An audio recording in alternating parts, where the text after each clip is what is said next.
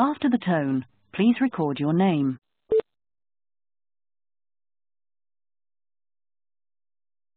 Has joined the conference.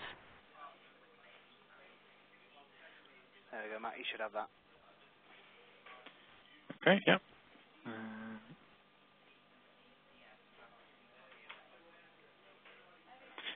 Okay, hopefully you can see my screen. We can. Excellent. Hello again, everybody. Yeah, as Chris mentioned, this is sort of a final session in the Line muted. pack we've been doing. I'm going to cover a few things today. I'm going to flit around from a few different areas. Now, I was going to start with dialog services, but actually I've managed to use OpenReach's test system to mock up an unsolicited cease. So I'm going to talk about that first before it completes. So obviously, as you have lines that are attempted to transfer away to another CP, so when another CP approaches one of your customers and places a transfer request, OpenReach are going to send us an unsolicited cease notification, and we make that available in a number of places in the portal, and also in a few other ways as well. So primarily, under the provisioning tab, you'll notice here there's a section of recent customer leaving notifications. So this will contain customer leaving notifications that have been modified recently. So that's your list of most recently updated ones. So you can see there's a pending loss of a particular phone number with a cease date in it. If I click on that, it'll take me to the installation, so the page we've seen a few times, and you can see right at the bottom of the screen there's a section providing more details about this particular customer leaving notification. So you can see the phone number, the customer to who it relates, OpenReach's reference, current status, when the first KCI was received in relation to this unsolicited cease, when it's going to cease, and also why it's ceasing. So obviously you're going to see in there number export, working line takeover, change of product technology, the things you're probably used to seeing already. One of the things we also do is, if the RID is within OpenReach's RID list, so the RID of the party who is taking over your line, we translate that into the friendly name of the company. Unfortunately, in the test environment, AAC is not a valid Ofcom RID, so all you see is the RID. But let's say that was TalkTalk's RID, then you would see change of CP, gaining organisation, TalkTalk. So you get an idea as to who the gaining CP is. A fundamental part of the customer leaving notification process is, of course, cancelling the transfers if once you've contacted the CP and the CP is unaware of the transfer, or they've been slammed, or they don't want it to go ahead because they've changed their mind, then the cancel link there allows you to cancel the unsolicited cease. So you've got the defined set of Ofcom reasons there. So no authorization gives transfer. So the sort of things you've probably seen already in your existing system. And once you've selected your appropriate option, you can cancel a third-party order. And by doing so, you'll see our usual order number, which you can then go and check on as we submit this to OpenReach. So hopefully in a few seconds, when I refresh this page, has joined the conference. OpenReach have accepted. There we go. So they've accepted this particular request. So now if I go back and look at the installation and refresh the page, you'll see that there's a new order type, cancel third-party order. It's completed, and within a little while, OpenReach should send through a cancellation request, a KCI to us to let us know that the cancel third-party order has been successful and the transfer has been cancelled off properly. So I mentioned that there's a number of ways in which customer leaving notifications are presented to you. They're also presented via the task tab.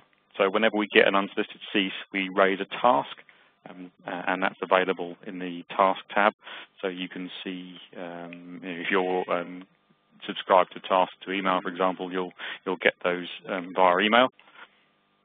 And also, under the provisioning tab, if you press Show All in this customer leaving notification box, you get more detail of your open customer leaving notifications and the closed ones. Closed being ones that have completed and the line's no longer yours, or ones that have been cancelled either by you or by the gaining CP.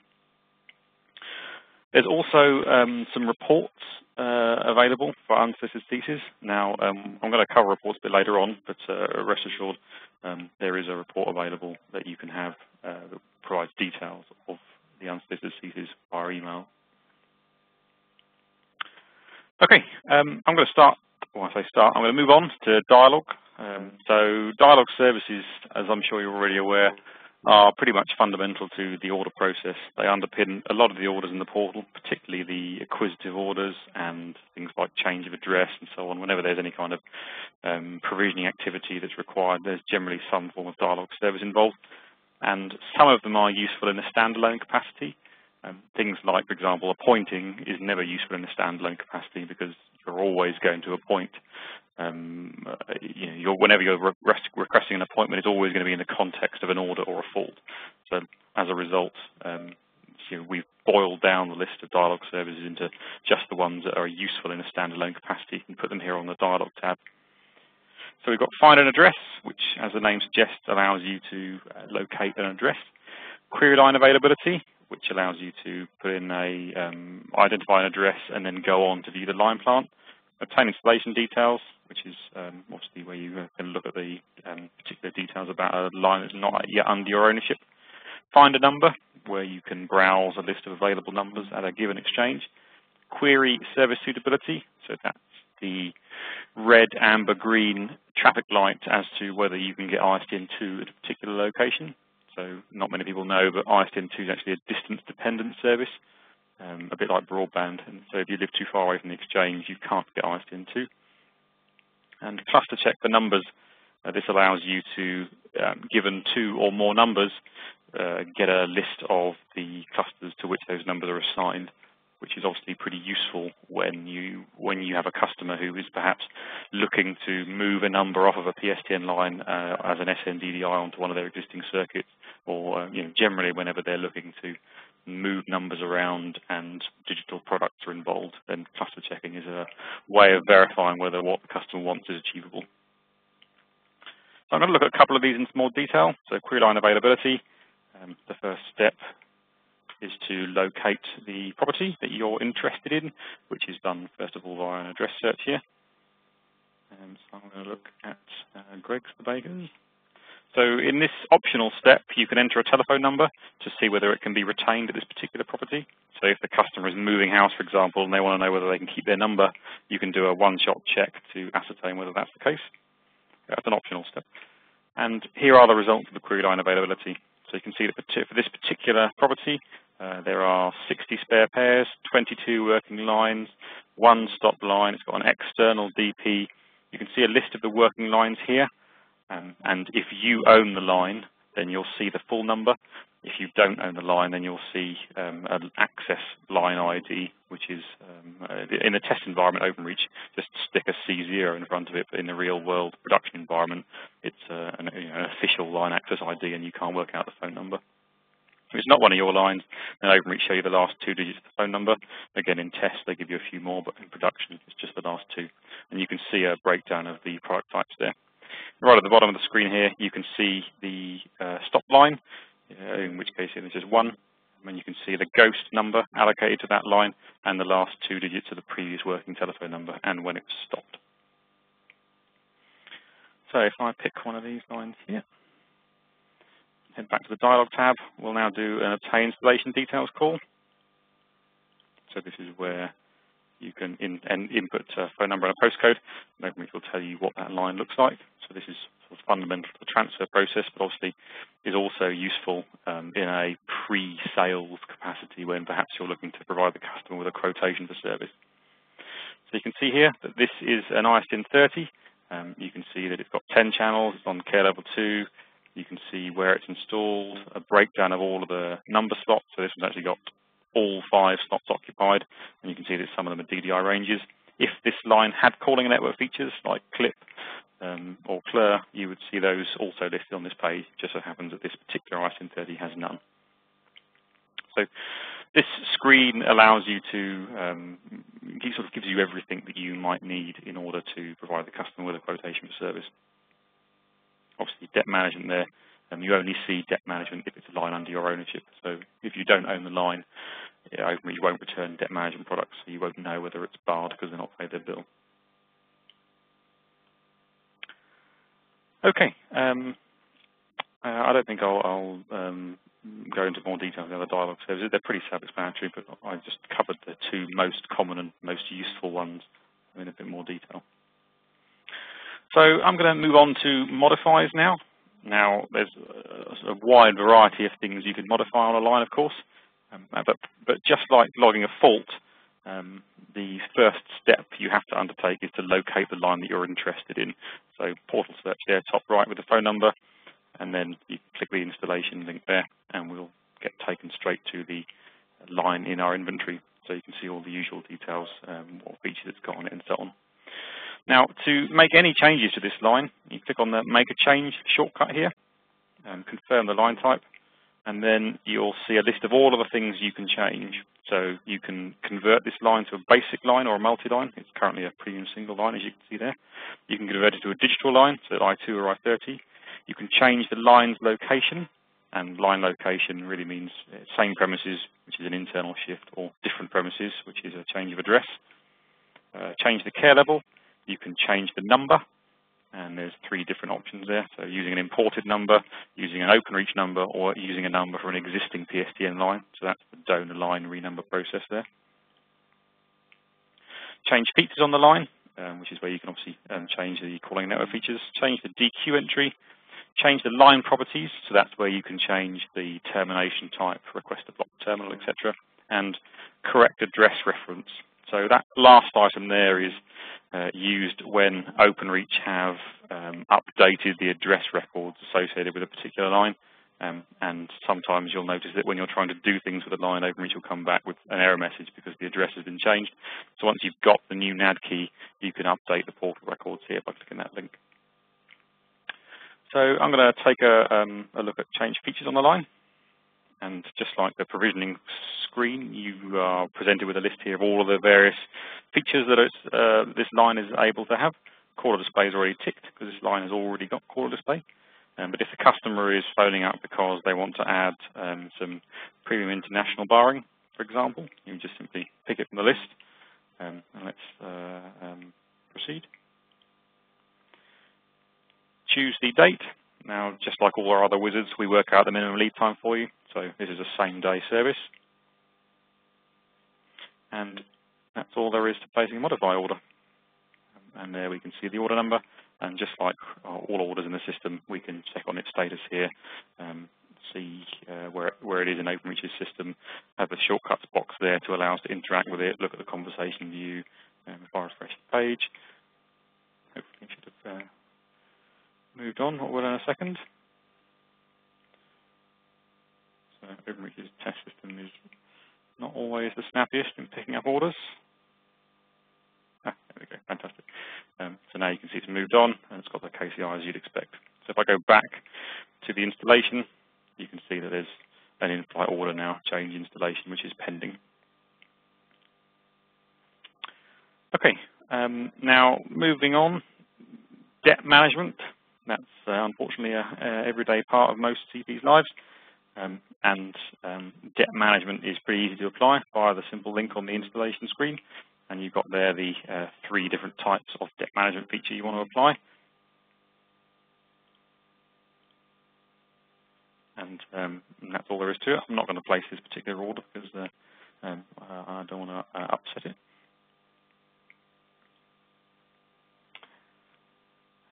Cease. Again, pretty straightforward. Via the link here on the installation, there's cease of service is no longer required. And there's a few options as part of the cease process. So you can recover the line plant. So you can send an engineer to site to reclaim the line plant. It's not typically used, but it's there as an option.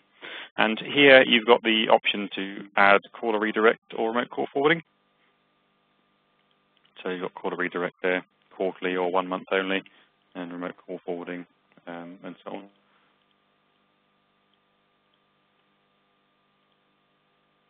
And you enter a require by date for the cease and place the order. There's obviously an in-flight change order at the moment, so I won't place that order because it'll fail. But as you can see, the cease process is pretty straightforward. We would recommend to all CPs for those placing PSTN ceases, you've probably already experienced this, but OpenReach picked them up and processed them very quickly, so the window for cancellation is actually very small. So, typically within sort of half an hour or so of your order being placed, the line is already in a state where it's too late to cancel that cease.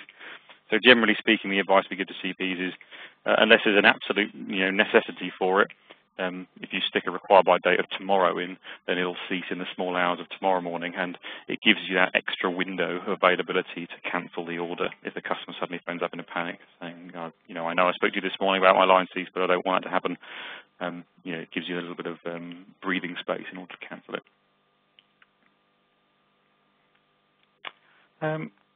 Okay, so if I refresh this page, hopefully the order has moved on. So yeah, the change installation is committed. So if I go and take a look at that, this was the order I placed earlier, and if you hit show request order details, you can see what it's for. So it's to add the premium rates and international call barring. So hopefully that will complete in a second. There we go. Now if I go back to the installation, you'll see that the outbound call barring has been added to this particular line, which you can verify by hitting the Obtain Installation Details button. Now we put this here on the installation screen because it's pretty useful to be able to quickly take a look at OpenReach's records for a line, because as we all know, sometimes they get in a bit of a mess and that causes problems. So this Obtain Installation Details screen will give you a breakdown of what's on the line at the moment, and it comes directly from OpenReach's system. So if you hit OID and you get some kind of error message, or you're seeing something here you don't expect, it's not our records that are wrong, it's OpenReach's records that are wrong. So for example, if you know the line is a multi-line, and you do an OID and it's coming up as a single line, even if OpenReach is telling you, oh, it's definitely a multi-line, if you can see it here on this OID screen as a single line, you know this is coming from their system, and it has to be an issue with one of their systems. Chances are they're probably only looking in CSS and not looking in Siebel, which is a common problem when you call the SMC, I'm sure you've encountered. But this comes directly from Siebel. So yeah, it's a good way of checking whether the line in OpenReach's system is as you expect it to be. Matt, sorry sure. to interject. Whereabouts, I may have just missed it, but whereabouts would you control things like temporary out of service and debt management OCB? Are they within make a change to the existing service? No, they're in that second link there. Restrict the service. Yeah, due to payment issues, and that gives you the 3 different types of debt management product. Cool. Thanks. So the debt management requests are classified by OpenReach as high priority, so they will go through very, very quickly when you request them. Okay, so there's obviously a bunch of other things you could change on the line. So if, for example, we were looking to convert the line to multi-line, for example, the whole thing is wizard-based, just as you would expect. And the system will guide you through the process. So how do you want it terminated? It'll guide you through booking, asking how many lines you want to have. So I want 3 lines here.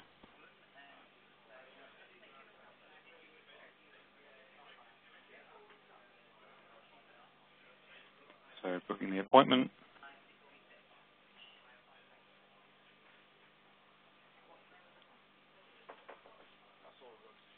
Choosing the features you want on the new multi-line. So it tries to copy across the features from the existing line, which obviously you can't always do because some features aren't applicable on different line types.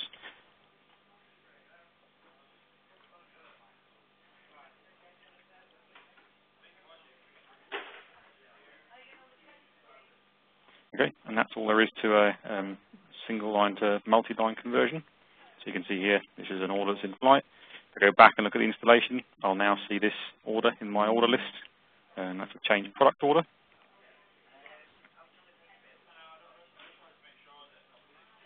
And let's go see if that unlisted piece is gone. Yes, it has.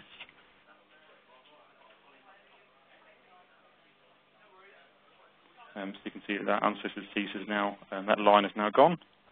So if I find that telephone number in the portal, you should see that Openreach has cancelled it. There we go.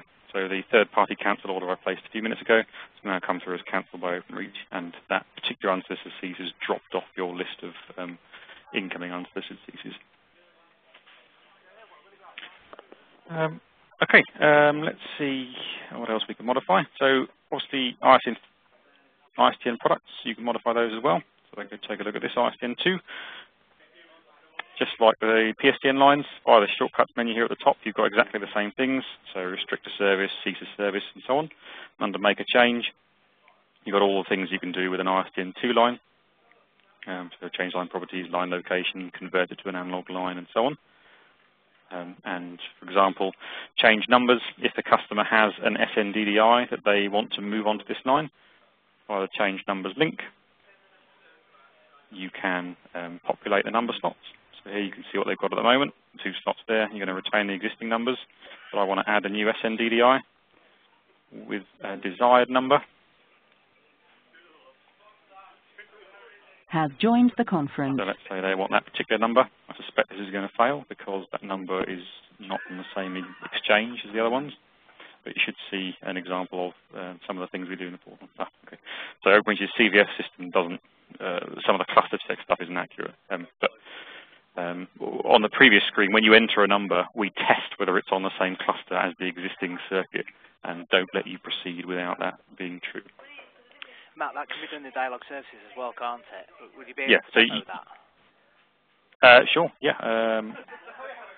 It's something we've not been able to do before. That's why I ask, because it's something that we've always had to phone Openreach for, whereas your system will allow us to do it. I see. Okay. I think people on the call yeah, no problem.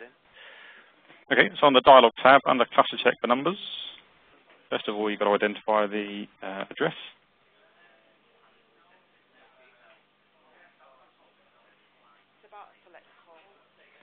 Okay, and you have to enter at least 2 phone numbers here. So let me pick that one there. And that one there. So you can enter up to 10 numbers. And Openreach will tell you whether they're on the same unit and cluster or not. There we go. So you can see here that these 2 numbers are on the same cluster. Now, Openreach's Dialog service, what it doesn't tell you is that, what this number doesn't mean is that these are on unit cluster 1. What they really mean is these are on the same cluster. If, for example, this number was not on the same cluster, the number increments by 1 every time. So you see that one is assigned to 1 and this one is assigned to 2. So I'm not sure why Openreach designed their cluster check in that way, but it gives you the answer you need, as in tell me whether these numbers are on the same cluster, but don't interpret that as these numbers are on cluster 1, because you speak to Openreach, they won't give you that, that they won't tell you the same thing. They'll say, no, these are on some cluster X, Y, Z. Just to clarify, I'm correct, aren't I, in thinking that therefore if we check, say, 4 numbers and 2 of them came up 1, 1 and the other 2 came up 2, 2, the first ones are on the same unit and cluster as each other, and the second 2 that are 2, 2 are on the same unit and cluster as each other. That's right, exactly right. All 4 are, yeah? That's right. So, yeah, and the worst case scenario is you get 1, 2, 3, 4, and all 4 numbers are all on different clusters, meaning they can never coexist on the same circuit. So you can check up front here, but as I mentioned, as part of the order flow for doing any kind of number management or digital product, we will check and not let you proceed if the numbers are on a different cluster. So whilst that Dialog service is useful, so you can do an upfront check, actually, you can actually just go on and build the order and you'll get an error message if you can't proceed with it. So you've got sort of 2 ways of doing that check.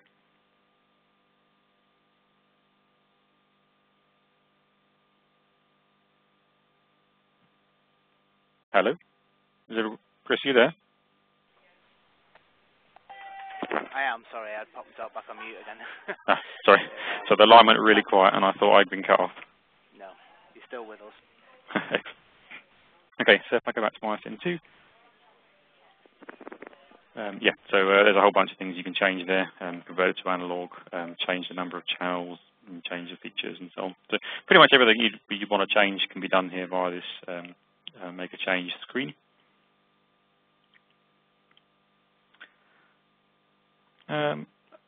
Okay, obviously ceasing a digital line is a little bit different in that you can do different things with all of the numbers, because if there's more than one number, you can obviously have one on RCF, one on caller redirect, and do nothing with the other one, and so on. So you can choose what you do with each individual line as part of the cease. You can say the MBN, I want that on remote call forwarding to that particular number, and this particular number here, I want on caller redirect to that particular number. So there you can see how you would provision CR and RCF. If there are DDI ranges involved, we break the DDI range into batches of 10 because that's the minimum block size that Openreach will allow you to add caller redirect to. Even if your customer's got 100 DDIs, we'll show that as 10 blocks of 10. So you can say for each block of 10 what you want to do, because obviously sometimes the customer cares more about some numbers than others and say, I don't mind about those numbers going dead, but these particular numbers we need to have on CR.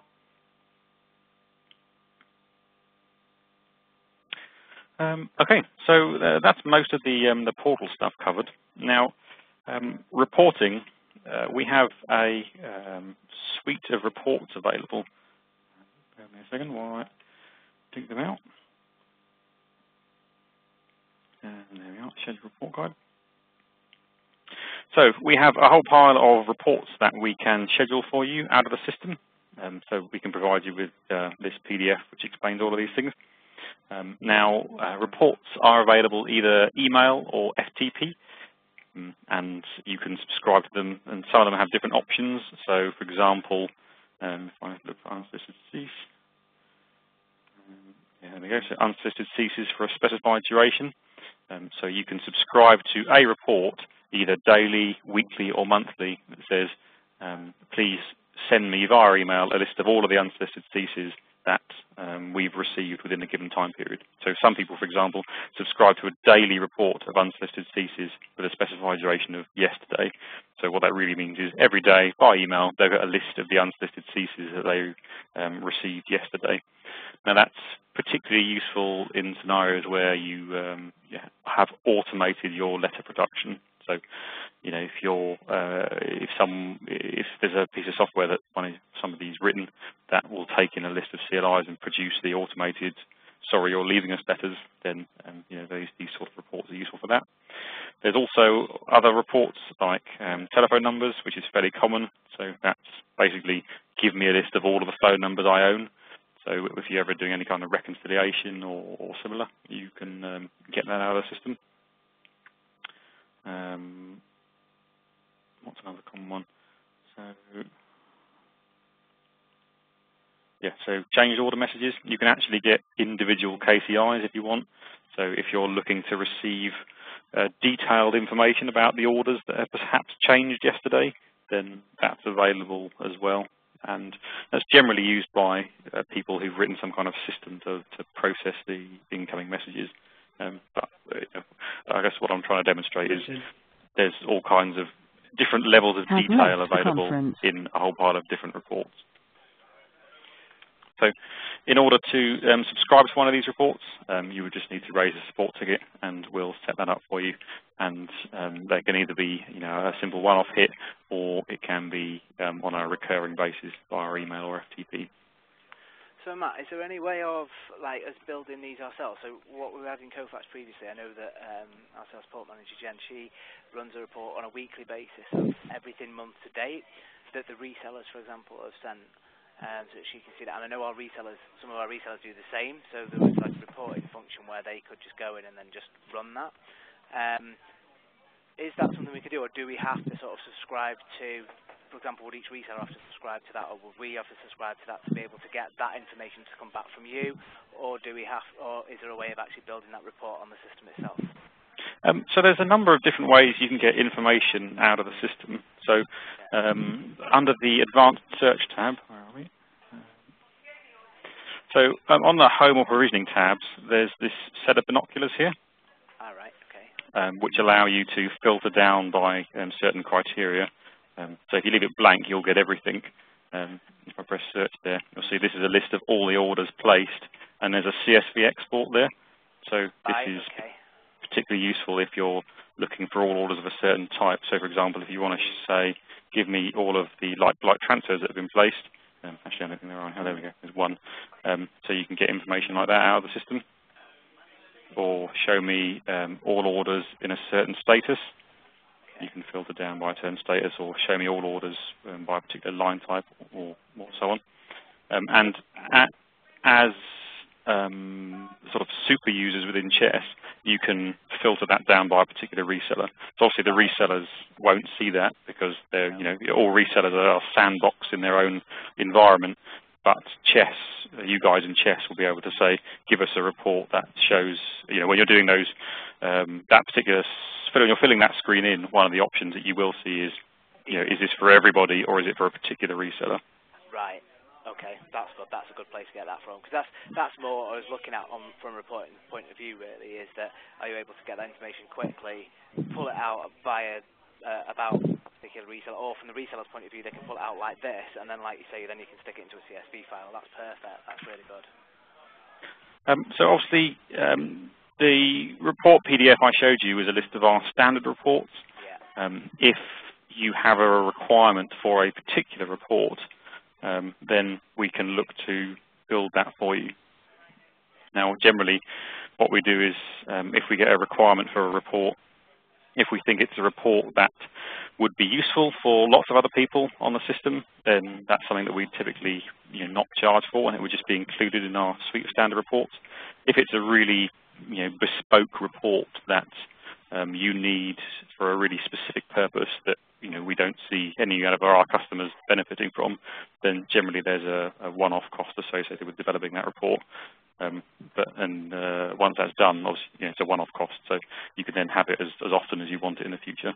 Yeah, I think this does what most people will be requiring, to be fair, for the reports that they do, including the resellers as well, for them to be able to report back their own stuff. So that's good. Thank you. Okay, so just looking at my list, I've gone through everything on there. So is there anything you wanted me to cover in more detail?